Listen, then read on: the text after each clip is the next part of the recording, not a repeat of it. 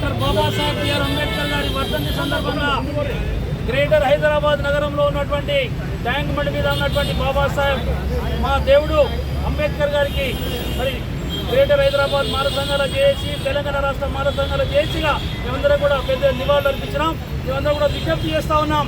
అయ్యా, మొన్న ఏదైతే ఎస్సీ వర్గీకరణ చట్టాన్ని మీరు పెట్టినారో ముఖ్యమంత్రి గారు, మీరు అందరికీ న్యాయం చేసే పద్ధతిలో మీరు మరి వర్గీకరణ చట్టాన్ని పెట్టాలి. కానీ మీరు అన్యాయంగా 59 కులాలలో 58 కులాలకు అన్యాయం చేసే విధంగా మీరు ఇంత పెట్టారో మా మాల విద్యార్థులందరూ, మాల యువకులందరూ కూడా ఇలా ఆత్మహత్యల శరణ్యంగా ఉన్నారనే మాట ముఖ్యమంత్రి గారికి తెలియజేస్తా ఉన్నాం. వెంటనే ఎస్సీ వర్గీకరణ సవరణ చట్టాన్ని 59 కులాలకు న్యాయం చేసే పద్ధతిలో మరి అసెంబ్లీలో సవరణ బిల్లు పెట్టాలి. మేమందరం కూడా టీఆర్ఎస్ను కలిసినాం, బీజేపీని కలిసినాం, కాంగ్రెస్ను కలిసినాం, అందరి సంబంధ నాయకుల వర్గాలను కలిసినాం.